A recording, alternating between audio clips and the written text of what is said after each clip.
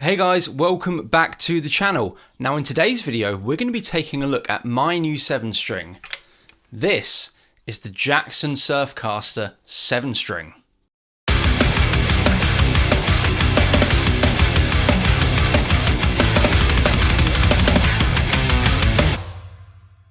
So the Surfcaster is a model that's finally made its way back into the Jackson catalogue after many years. I remember seeing Lee Malia. I think he had one of his prototype versions when they headlined Download in 2013. Definitely had it in the next gen early 2024 tour. My wife and I caught him in Glasgow and he was rocking a few of them then. And then it was Mike Stringer who I saw. I think there was the Jackson sort of backstage footage they did at Sick New World. And Mike Stringer had a couple of really cool custom models there. Obviously Misha from Peripheries had some ridiculous baritone models made as well, which they just look awesome, don't they? But we finally have, alongside the newly released, at least to 2025 anyway, Lee Malia model, we've got some standard catalogue Surfcasters. I've got the 7-string here. They also do some more affordable versions in a white and a black version, sort of £300 mark. They do a double humbucker version of this, but I've got myself here the 7-string version. So what we're going to do today, guys, I'm going to give you a full mix, sort of little track, and then we're going to talk about a few specs on the model and listen to some isolated tones. So let's hear how it sounds in a full mix, shall we?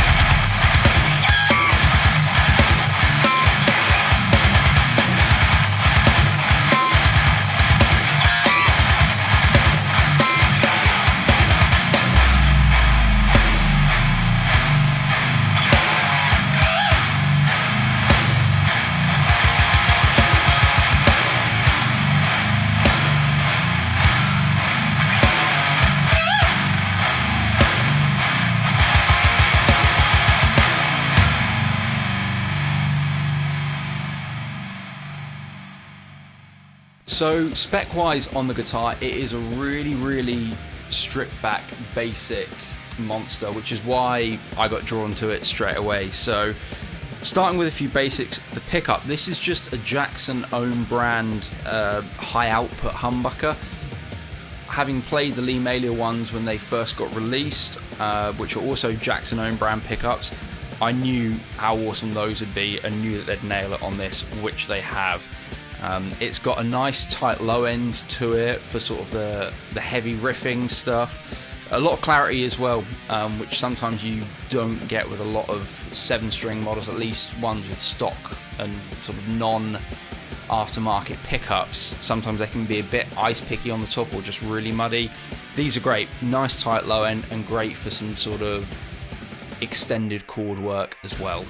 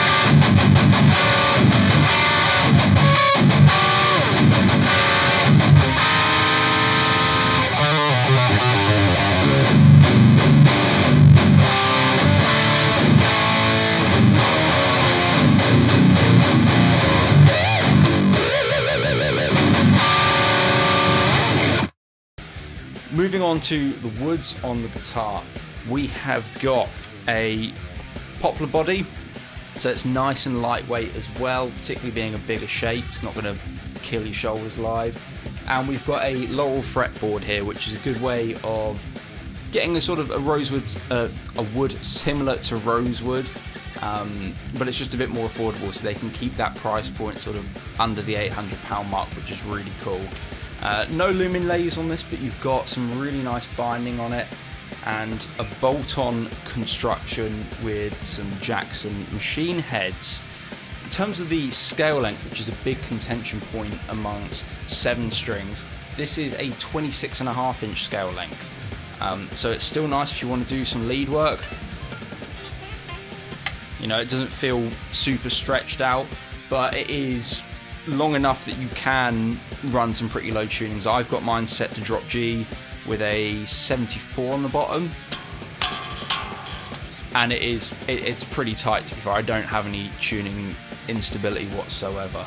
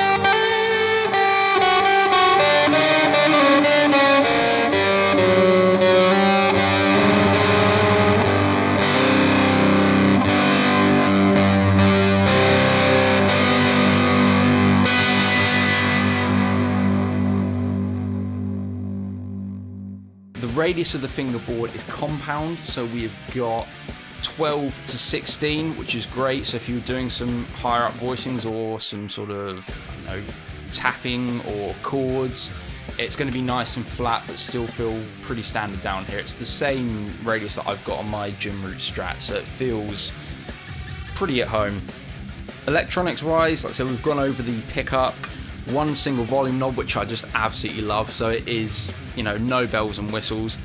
The only thing I wish it did have maybe is push-pull. I'm not sure if the pickup itself is 4-conductor wire or not, but I think as it is only a single bridge pickup, it would have been nice to have that for some of the sort of cleaner stuff, but it still does sound great on cleans as well.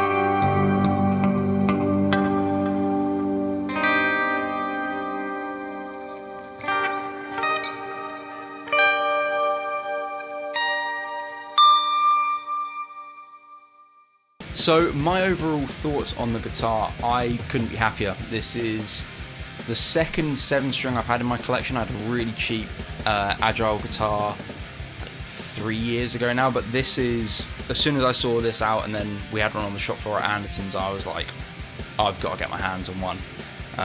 It's got a really, really nice sparkle finish. I'm not sure if the camera will pick it up or not, but it's just a fantastic made instrument. Sounds great, and more than anything, it inspires me to you know, make some music that I don't necessarily usually make. And it's something out of my comfort zone, which is always good. So thanks for checking out the video, guys. Make sure you leave a comment below. What do you think of them? Have you got one yourself? Smash a like on the video and please subscribe to the channel so I can keep doing this and making some really fun content like this. Thanks for watching, guys, and I'll see you on the next one.